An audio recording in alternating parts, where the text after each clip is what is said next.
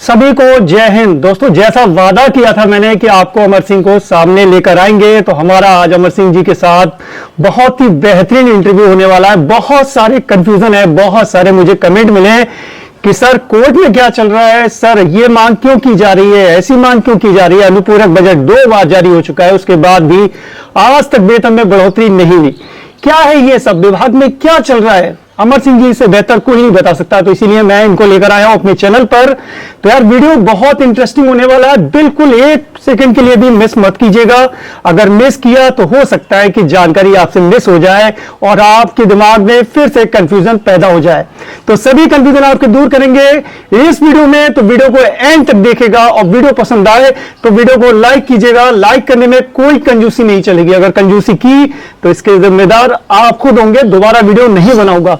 तो लाइक कीजिए जल्दी से और इसको शेयर कीजिए। जितने भी आपके ग्रुप हैं, व्हाट्सएप ग्रुप है, फेसबुक ग्रुप है, आपके टेलीग्राम ग्रुप है, आपके कंपनी के लोग हैं, सभी को इस वीडियो को शेयर कर दीजिएगा ताकि आगे भी इस तरह के उनके वीडियो हमारे सब मिलते रहें। और फेसबुक पर जाइए, हमारे फेसबुक अकाउंट का लिंक भी नीचे डिस्क्रिप्शन में है, उसको जाकर लाइक और फॉलो कर लीजिएगा। और इस चैनल को अगर आपने अभी तक सब्सक्राइब नहीं किया सबसे ट्रस्टेड न्यूज देखने के लिए, तो चैनल को सब्सक्राइब करके बेल के आइकॉन को दबाकर ऑल नोटिफिकेशन पर सेट कीजिए ताकि इसी तरह के यूजफुल वीडियो आपको मिलते रहे। चलिए अब हम लोग चलते हैं अमर सिंह जी की तरफ और जानते हैं अमर सिंह जी के बारे में। बहुत सारे लोगों को अभी भी कंफ्यूजन है कि आखिर में अमर सिंह जी हैं कौन, क्या कर रहे हैं, कहां ड्यूटी कर रहे हैं। तो पहले इनसे जान लेते हैं इनके बारे में। तो अमर सिंह जी, आपसे चाहूंगा कि थोड़ी सी जानकारी दें हमारे फैमिली मेंबर्स को कि आप क्या हैं, कहां ड्यूटी कर रहे हैं, क्या चल रहा है। चलिए थोड़ी सी जानकारी दे दीजिए। जी सादर जय हिंद। सबसे पहले मैं आपके चैनल का आभार करता हूं, आपने हमें सुना और हमारी बात को प्रमुखता के तौर पर लिया है और शासन प्रशासन तक पहुंचाने का जो कार्य किया है, मैं आपका हृदय से आभार व्यक्त करते हुए सभी जवानों को सादर जय हिंद करते हुए सभी अधिकारियों एवं कर्मचारियों को भी सादर प्रणाम करता हूं। और आपको जानकारी देना चाहता हूं कि हमारी लगातार काफ़ी लंबे समय से मांग करते चले आ रहे हैं कि हमें युवा कल्याण से पृथक किया जाए। श्रीमान जी, पृथक करने के मेन बिंदु मैं कुछ आपको बता रहा हूं। उसके मेन बिंदु ये है कि देखिए, समय रहते युवा कल्याण ने हम जवानों की सुध नहीं ली है। कई शासन आदेश ऐसे हैं जो मैं आपको दिखाऊंगा और जवानों को भी स्क्रीन पर देखने को मिलेंगे कि शासन आदेश कुछ होते हैं, होता कुछ है, और सरकार कुछ आदेश करती है, युवा कल्याण वाले कुछ करते हैं। अब जैसे कि देखिए जी, अगर मैं कहूं तो ये कहना गलत नहीं होगा कि यार यहाँ पर जो मनमानी चल रही है वो अधिकारियों की चल रही है। सरकार चाहती है कि आपको फायदा मिले, लेकिन यहाँ पर जो अधिकारी बैठे हुए हैं ना यार, वो कहीं ना कहीं उस फायदे को दबाने की कोशिश करते हैं। जी, तो मैं यही मानूं और मेरे जवान भी यही माने। बिल्कुल बिल्कुल सही बात है। बिल्कुल आपने 100% की एक बात कही है, आपने हमारी बिल्कुल नब्ज को सही पकड़ा है। अब आप देखिए कि हमारे जो पारिश्रमिक की दरों में जो वृद्धि होती है, ये 250 से बढ़कर 375 किया है। ये 16 जून 2016 का श्रीमान जी आदेश है और इन्होंने 8 मार्च 2019 को हमें दिलवाया है। आप देखिए कि 3 साल लगातार इस आदेश को हमारे ये दबाए रहे, इसका क्या कारण है। सभी आदेश की कॉपियां आपको फ्लैश कर देता हूं, मैं स्क्रीन पर देख लीजिएगा। बाकी फेसबुक पर जाकर आप सभी आदेश ले सकते हैं, सभी मैं वहां पर अपलोड कर दूंगा। बाकी जो आदेश हमारे यहां पर अमर सिंह जी लेकर आए, सभी आदेश की कॉपियां मैं फ्लैश कर रहा हूं स्क्रीन पर। और लगातार ये भी कहते चले आ रहे हैं, एक शासन आदेश ये भी जारी हुआ है कि जितने भी हम लोगों ने शिकायत करी है उस आरटीएल पोर्टल पे भी इन्होंने बताया है हमें कि समान कार्य का समान वेतन ये पुनर्निश्चित किए जाने के दौरान नीतिगत प्रकरण का शासन स्तर पर निर्णय लेने तो महानिदेशालय से संदर्भित किया गया है। लेकिन वो संदर्भित ही होता रहता है, उस पर कोई कार्रवाई नहीं होती, कोई फाइल नहीं होती। 2 साल से लगातार हमारे अधिकारियों कह रहे हैं कि आपका 500 का आ गया, 500 हो गया, 500 हो गया, और आज तक अनुपूरक बजट पेश हो गया, दोबारा अनुपूरक बजट पेश हो गया, लेकिन कहीं से कोई आदेश अभी तक नहीं आया है।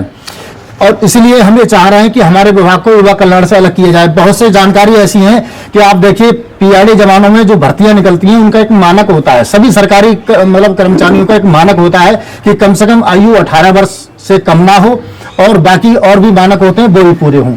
लेकिन यहाँ इन्होंने इस बात पे भी ध्यान नहीं दिया है। 17 साल के, 17.5 साल के, 16 साल तक के जवान भर्ती कर उन्हें रोजगार देकर और उनके नाम से मतलब आज तक शोषण करते चले आ रहे हैं। अब उनसे आदेश मांगे जा रहे हैं, उनसे शासन आदेश मांगे जा रहे हैं कि तुम कैसे आए, क्या आए। वो अपना रिकॉर्ड दिखा रहे हैं तो उनके रिकॉर्ड कह रहे हैं साहब आप हमारे जो है मतलब अभिलेखों में नहीं है। मतलब यार 18 साल से पहले भर्ती कर लिया पहले तो, उसके बाद अब यहाँ पर कहा जा रहा है कि ओवर एज या अंडर एज वाले जो है बाहर कर दिए जाएंगे। तो अब मनमर्जी हुई, इसका जिम्मेदार कौन है? किसने भर्ती किया? क्या जवानों ने भर्ती थोड़ी कर दिया या वो खुद भर्ती थोड़ी हो गए? उसके जिम्मेदार अधिकारी हैं जिन्होंने भर्ती किया। कार्रवाई उन जवानों पे नहीं, उन अधिकारियों पे होना चाहिए जिन्होंने इनको भर्ती किया। क्या मैं सही कह रहा हूँ? बिल्कुल बिल्कुल, आपकी बिल्कुल सही बात है। कहीं ना कहीं वो सबसे ज्यादा होता अगर जवान से कह दिया जाता आपकी उम्र पूरी नहीं है, आपको भर्ती नहीं किया जा सकता, तो भर्ती थोड़ी हो जाता। बिल्कुल सही।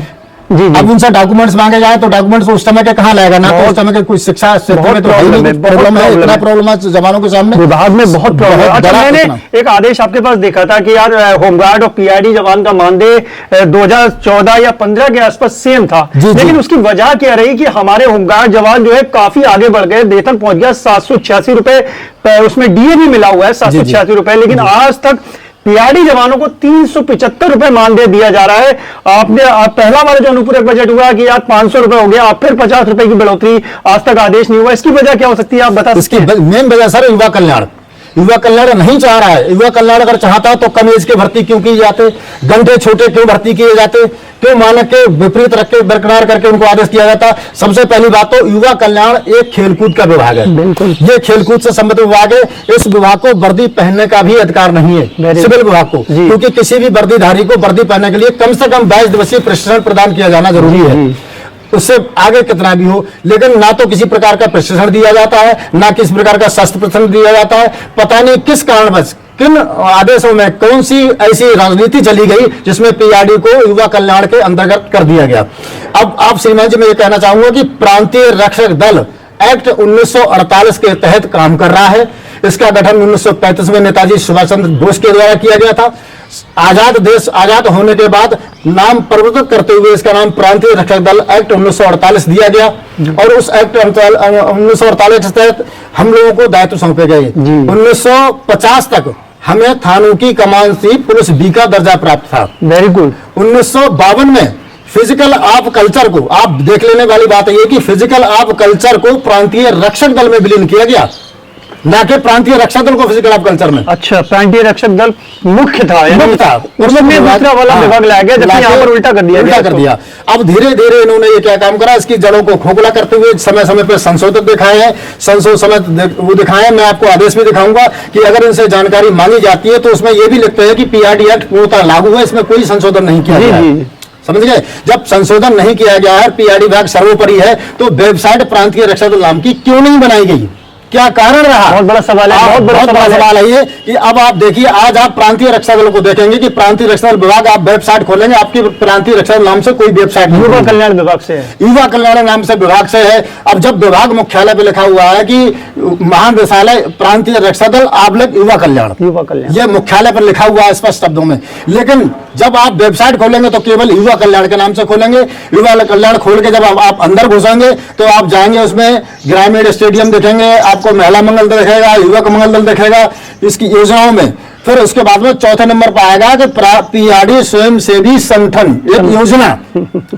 तो उस योजना में लाके घुसड़ के छोड़ा है। ये कहाँ का औचित्य है, क्या दायित्व इन अधिकारियों से जवाब लेना चाहिए कि जब पीआरडी स्वयं में एक विभाग है तो वो योजना में कैसे पहुंचा, ये कूटनीति कहां से चली, किसने रची, उन सब की जांच होनी चाहिए। मैं ये चाहूंगा इसकी मतलब अंतर्खाने सरकार को जांच करानी चाहिए कि हमें एक योजना में लाके छोड़ा गया है, और योजना में लाके छोड़ने की वजह से सरकार को ये सही जानकारी नहीं मिल पा रही है कि पीआरडी है कहां। इसलिए हम लोगों को सही समय रहते न्याय नहीं मिल पा रहा है, हमें वेतन नहीं मिल पा रहा है, हमें सही से ड्यूटियां नहीं मिल पा रही हैं।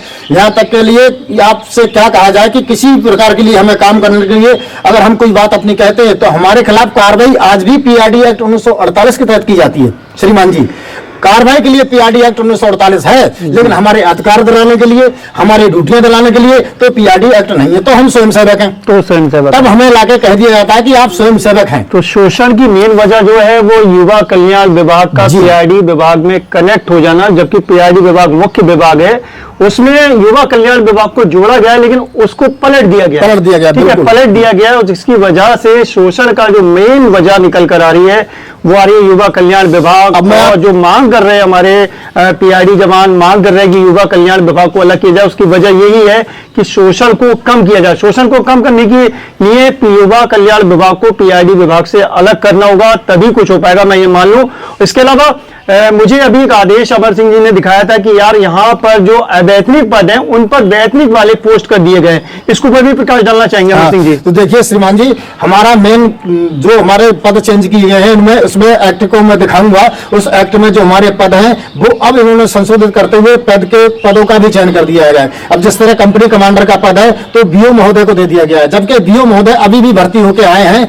वो देखिए, अगर वो कहीं किसी विभाग से आके आए ट्रेन, चाहे वो फौजी आया हो यहाँ ट्रेनों को, लेकिन वो उसकी व्यक्तिगत संपत्ति है। इस विभाग ने उन्हें एक दिन का कहीं प्रशिक्षण नहीं दिया है और 2-2 स्टार लगा के वर्दी पहना दी। और उनको वर्दी पहनने का भी सलीका नहीं है, स्टार लगाने का सलीका नहीं है। स्टार भी लगाते हैं तो उल्टे लगा लेते हैं, समझ रहे हो? तो जिस आदमी को वर्दी पहनने का अधिकार नहीं है, किसी प्रकार की कोई ट्रेनिंग दी गई है, और युवा कल्याण विभाग ने सबको 2-2 स्टार लगा के दे दिए हैं। तो एक दिन का प्रशिक्षण नहीं है। हम लोग 22 दिवसीय प्रशिक्षण करे घूम रहे हैं और हमारे पदों पर चयन नहीं हो रहा है। पदों को चयन के बार-बार प्रक्रिया करी जा रही है, अवैतनिक पदाधिकारियों को चयन किया जाए, लेकिन कहीं से भी किसी भी जनपद में कोई पदों का चयन नहीं हुआ है।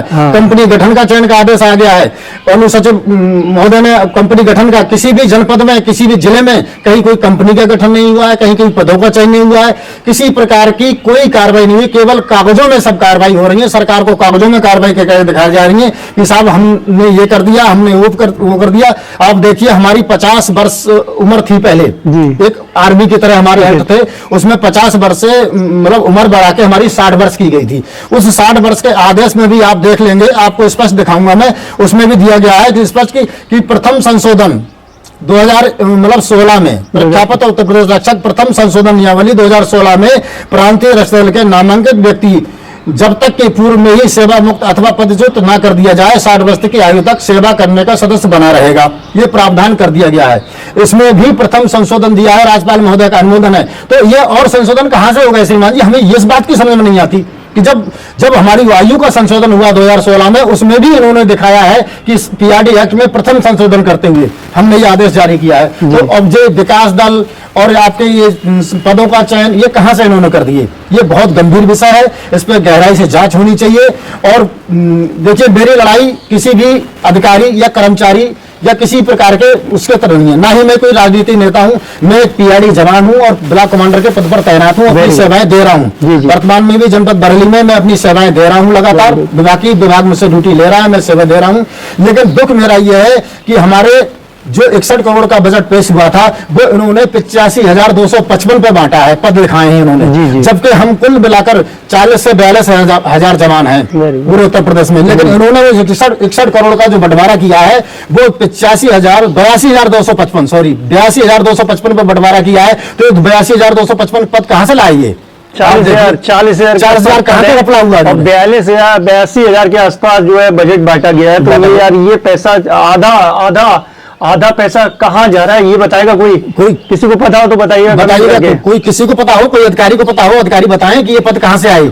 अब फिर उसके बाद में देखिए, अनुपूरक में उन्होंने कह दिया कि आपके 500 हो गए। आज तक एक बजट का जीरो नहीं आया है। आपने याद दिलाया, वो वीडियो मैंने भी बनाया था कि 500 हो गए, क्योंकि न्यूज़पेपर में कटिंग मेरे पास अभी शायद रखी होगी और मैंने अपने फेसबुक पर भी अपलोड की थी। 500 रुपए हो गए। वो 500 रुपए आज तक तो हुए नहीं। एक बार फिर से अनुपूरक बजट आ गया और फिर से घोषणा कर दी गई 50 रुपए और बढ़ा दिए गए, यानी 1,500 रुपए महीना बढ़ा दिए गए। कहाँ जा रहे हैं ये पैसे?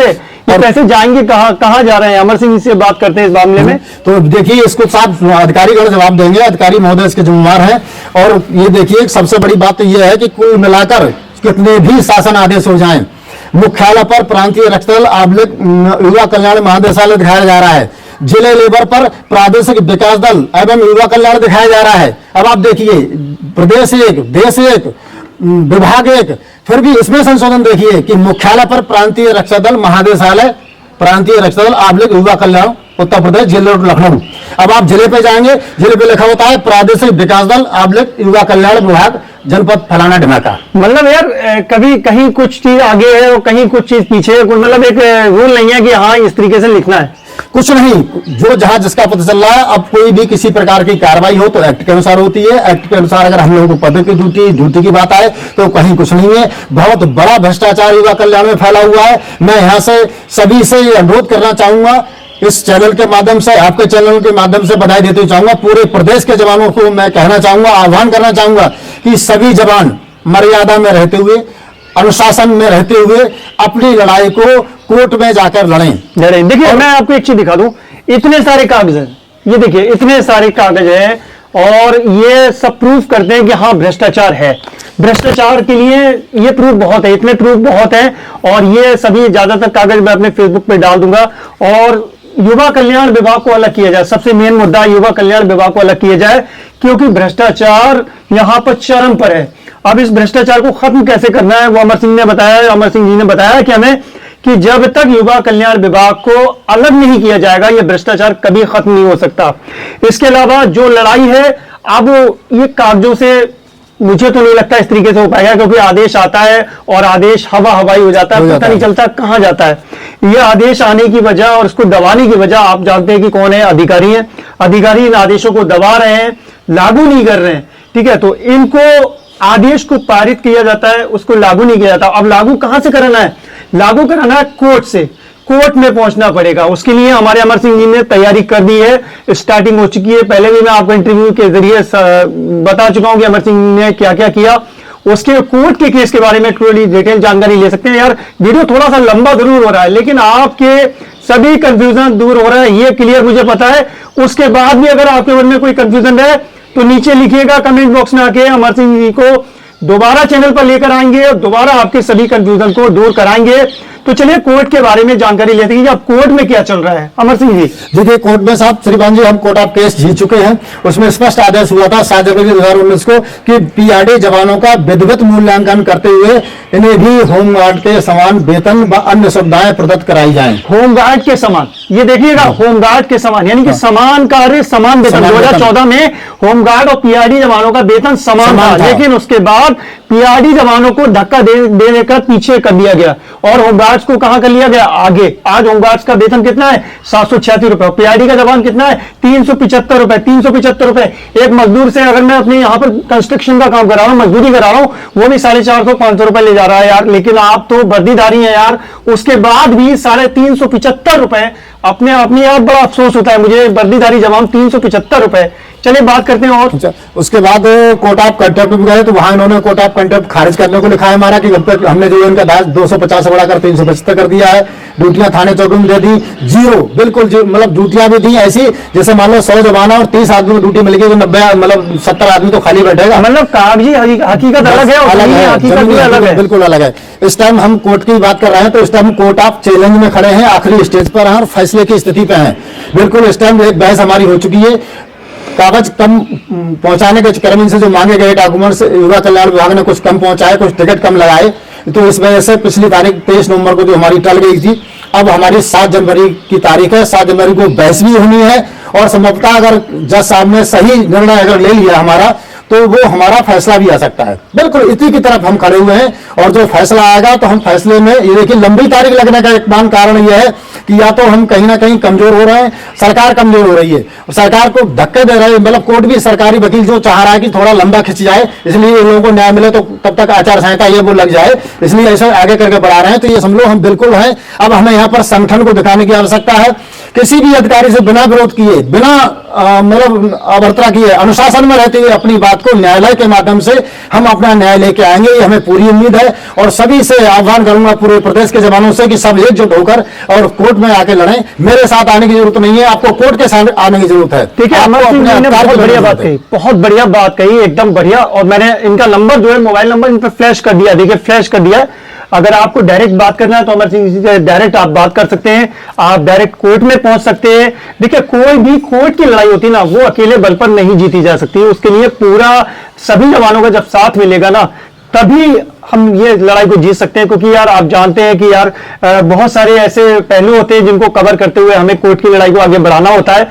अब कोर्ट की लड़ाई को अगर आपको बढ़ाना है तो यार साथ देना होगा। अगर कोई आगे चल रहा है तो उसका साथ देगा, उसके कंधे से कंधा मिलाकर चलिए और साथ दीजिए। मैं तो ये कहूंगा यार साथ दीजिए, आप कांटेक्ट कीजिए अमर सिंह जी से और बात कीजिए और साथ दीजिए, बहुत जरूरी है। जब तक साथ नहीं देंगे, वैसे लड़ाई आप लोग जीते हुए हैं, 101% जीते हुए हैं, क्योंकि सुप्रीम कोर्ट के आदेश के अनुसार भी समान कार्य समान वेतन अगर लागू हो जाएगा 101% हो जाएगा, समान कार्य समान वेतन, और लागू हो गया तो आपका वेतन भी होमगार्ड जवान के बराबर वेतन होगा।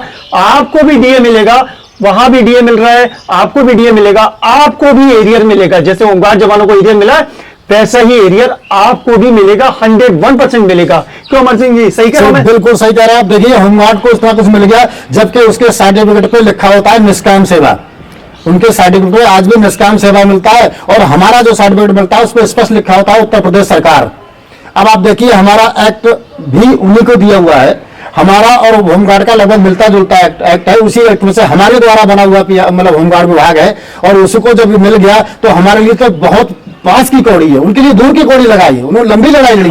हमें पास की लड़ाई, क्योंकि वो भी जीत चुके हैं, उसका भी हमें बेनिफिट मिलेगा, और जो लोग इधर उधर के जीत रहे हैं उसका भी बेनिफिट मिलेगा। और हमें कोर्ट से पूर्ण विश्वास है और भरोसा है कि हमें उच्च न्यायालय में जरूर न्याय मिलेगा, और सरकार हमारी बात को सुनेगी। इसलिए मेरा सभी जवानों से अनुरोध है कि आप हर जनपद से एक ग्रुप बनाते हुए अपना एक, किसी भी नेतागिरी की जरूरत नहीं, केवल अपने संगठन को मदद बनाते अपने हक की लड़ाई करने के लिए आगे आए और सीधे सीधे कोर्ट में मिले। बिल्कुल सही, बिल्कुल आगे मिले और आमने सामने बात कीजिए, आमने सामने बात कीजिए, लोग सामने बात कर रहे हैं। 7 तारीख को मैं उच्च न्यायालय में उपस्थित रहूंगा मैं वहां पर, और काफी जनपदों से लोग फोन भी कर रहे हैं कि ऐसा हम आके मिलेंगे आपसे। देखिए आप बताइएगा, क्या 7 जनवरी को आप कोर्ट में पहुंचने वाले हैं? अमर सिंह जी का नंबर आपको देख रहा होगा, कांटेक्ट कर लीजिएगा। पहुंचने वाले कोर्ट में, नहीं पहुंचने वाले, मुझे नीचे कमेंट बॉक्स में बताइएगा जरूर। और पहुंचे। इसी के साथ मैं यहीं पर कहूंगा फिर पुनः अपनी बात को दोहराते हुए कि पीआरडी जवानों को न्याय मात्र एक न्यायपालिका के द्वारा ही मिलेगा। युवा कल्याण विभाग से जब तक पीआरडी विभाग को अलग नहीं किया जाता, ये शोषण का शिकार होता रहेगा। इसकी शोषण चरम सीमा पर है, और इससे हमें खुल के आवाज इसकी उठानी चाहिए। अनुशासन में रहते हुए किसी भी कर्मचारी अधिकारी से हमारी कोई लड़ाई नहीं है, कोई भेदभाव नहीं है। लड़ाई हमारी सिस्टम से है। जिस दिन हमारा सिस्टम सही हो जाएगा उस दिन हम अपनी जगह पर आ जाएंगे, अपना अधिकार लेते रहेंगे और अपनी ड्यूटियां तन मन मतलब हर प्रकार से पूरी कर्तव्य निष्ठा के साथ, ईमानदारी के साथ अपनी ड्यूटियों को निर्वहन करें। और इसी के साथ मैं अपनी वाणी को विराम देता हूं। जय हिंद, जय भारत। चलिए, अगर वीडियो पसंद आया हो तो प्लीज वीडियो को लाइक जरूर कर दीजिएगा, क्योंकि यार बहुत मेहनत लगी है अमर सिंह जी में। काफी बाइक से यार इस ठंड के मौसम में आए मेरे पास मिलने के लिए, और बहुत मेहनत लगी इस वीडियो को बनाने में। तो वीडियो को लाइक तो बनता है, तो प्लीज वीडियो को लाइक कीजिए। आप भी कहेंगे वीडियो को लाइक करिए, शेयर करिए, जितने जवानों के पास सब जगह शेयर कीजिए। और इसी तरह की ट्रस्टेड अपडेट पाने के लिए चैनल को सब्सक्राइब करके घंटी के निशान को दबाकर ऑल पे सेट कीजिए, ताकि हमारा हर वीडियो आप तक आसानी से पहुंच सके। अपना ख्याल रखिए, परिवार का ख्याल रखिए, फिर मुलाकात होगी। थैंक यू, जय हिंद।